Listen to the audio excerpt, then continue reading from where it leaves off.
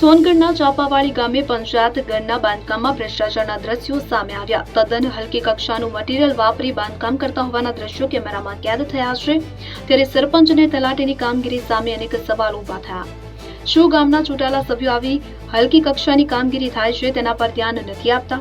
શું ચાપાવાડી ગામના સરપંચ અને તલાટી ચૂંટાયેલા સભ્યોને વિશ્વાસમાં લીધા વગર આપખુદ રીતે શાસન કરે છે? પંચાયત ઘરનું બાંધકામ કોઈ એજન્સીને આપવામાં આવ્યું છે કે સરપંચ પોતે કરી રહ્યા છે? કુલ કેટલા રૂપિયાના ખર્ચે આ બાંધકામ કરવામાં આવી રહ્યું છે? આવા અનેક સવાલોના જવાબ જાણવા માટે જોતા રહો આવતા અંકમાં। જો આપના ગામમાં પણ આવા ભ્રષ્ટાચાર થઈ રહ્યા હોય તો કમેન્ટ બોક્સમાં જરૂરથી જણાવજો।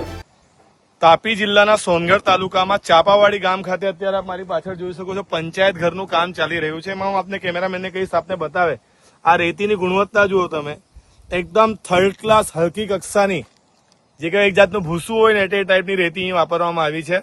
સાથે જ જે બાંધકામ થયેલું દેખાય છે, બાંધકામમાં પણ જે મટીરીયલ છે તદ્દન હલકી કક્ષાનું વાપરવામાં આવ્યું હોય, સિમેન્ટની ચોરી કરવામાં આવી હોય, ઓછા ખર્ચે કામ પૂરું થાય એ પ્રમાણે કામ કરવામાં આવી રહ્યું હોય તેવા દ્રશ્યો અત્યારે કેમેરામાં કેદ થયા છે।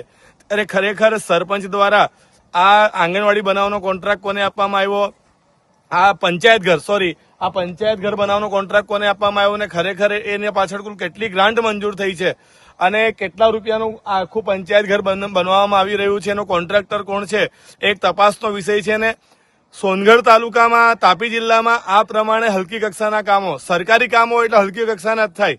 જ્યારે એક વ્યક્તિ પોતાનું ઘર બનાવવાનું હોય ત્યારે રેતી સારી કક્ષાની લાવે, ઈંટ સારી કક્ષાની લાવે, સિમેન્ટ વ્યવસ્થિત વાપરે, સળિયા વ્યવસ્થિત વાપરે છે, પરંતુ જ્યારે એ જ એનાથી પણ વધારે બજેટ હોય, એનાથી પણ વધારે એસ્ટિમેટ હોય અને એ જ કામ જ્યારે સરકારી કરવાનું આવે ત્યારે એકદમ હલકી કક્ષાનું કરવામાં આવે છે। બાકી કોઈ પણ વ્યક્તિ આવી હલકી કક્ષાની રેતી કે ઓછું સિમેન્ટ પોતાના ઘરમાં વાપરશે નહીં। એટલે જે સરકારનું છે એ કોઈનું નથી એવું કામ અહીં સ્પષ્ટ જોઈ શકાય। ત્યારે ગામના સરપંચ જે છે એની કામગીરી સામે પણ સવાલો ઉભા થયા છે। જે સભ્યો છે એ પણ કેમ નથી જોઈ રહ્યા?